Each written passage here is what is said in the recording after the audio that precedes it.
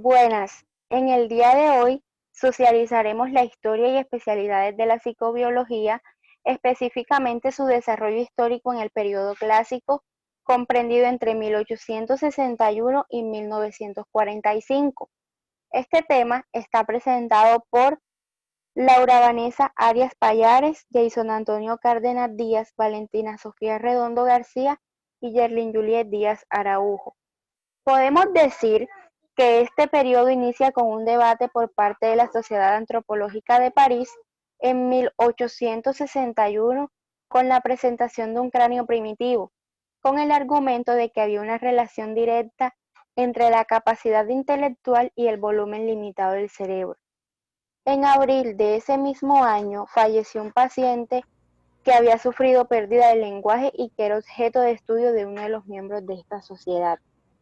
En 1863, Paul Broca hace la descripción de las afasias por medio de la observación post-mortem de los cerebros en pacientes que mostraban alteraciones en el lenguaje.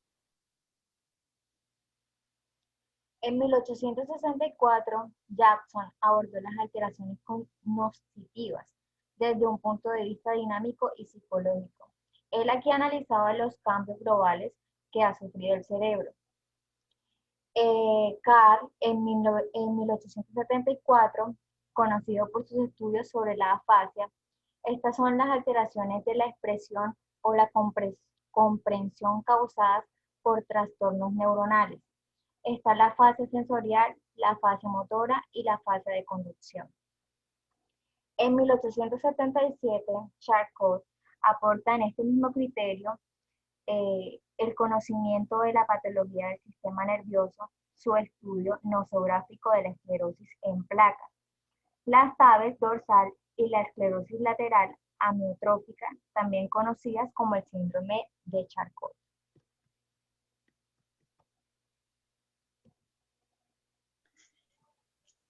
En 1881, Moon experimentó en animales la ceguera psíquica, la cual llevó a la pérdida de reconocer los objetos visuales.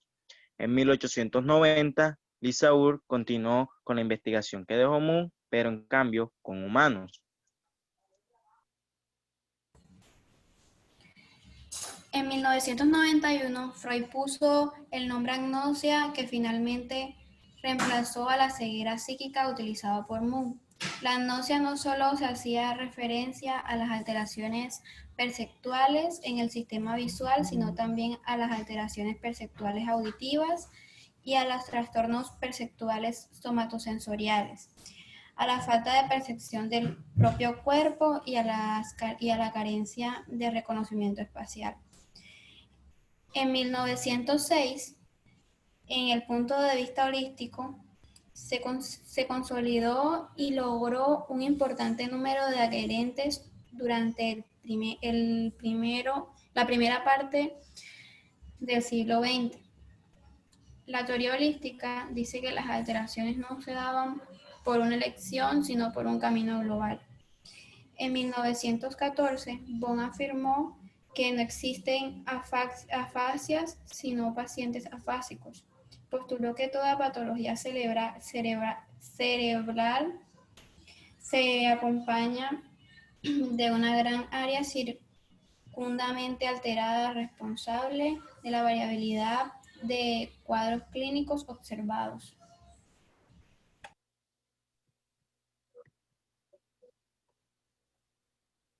Es así donde este periodo se ve caracterizado por el surgimiento de dos puntos de vista diferentes sobre las funciones cerebrales y las alteraciones cognitivas procedentes de sus alteraciones. Una de ellas es la teoría localizacionista. Se dice que los localizacionistas, su argumento principal era que las áreas específicas del cerebro se relacionan con aspectos particulares de la actividad psicológica. Encontramos la teoría holística, es el argumento principal que dan estas alteraciones producidas en los pacientes no son el resultado de una lesión en sitios particulares del cerebro, sino los cambios globales que ha sufrido el cerebro. Jackson, apoyando esta teoría, hizo referencia a que él denominó lo que son síntomas del decremento, que es la pérdida específica resultante del daño, y el síntoma de incremento. En este caso es el aumento de las funciones diferentes como consecuencia de la disminución de una función particular. Otros autores defensores de este enfoque son Weissenbusch, que en 1931, Wetpan, Haet y Ball. Dentro de este grupo se destaca la escuela Gestalt, quienes plantean que el daño cerebral interfiere con la función básica, son sintomatología variable derivada de las variaciones en las alteraciones de toda una organización cerebral. Se destacan otros autores como Liebman, quien introduce el término de apraxia, que es la incapacidad de realizar movimientos por orden verbal sin compromiso físico de la extremidad. Igualmente está Rieger.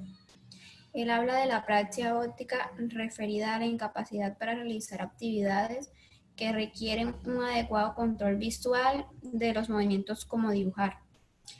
Años más tarde, Claeys aportó el término apraxia constitucional para designar las alteraciones de actividades formativas, como ensamblar objetos, construir figuras y hacer dibujos, en las cuales la forma espacial del producto es inadecuada, sin que exista apraxia para los movimientos simples y haya una buena percepción visual de las formas y suficiente capacidad para localizar los objetos en el espacio.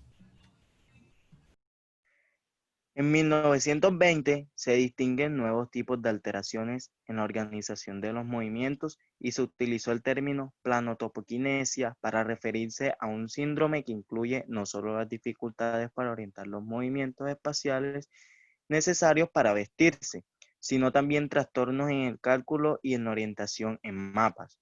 Esta dificultad para orientar los movimientos necesarios para vestirse fue analizada por Briand, quien se refiere a una forma específica de apraxia para vestirse, es decir, la incapacidad para ubicar sin error la vestimenta en el propio cuerpo.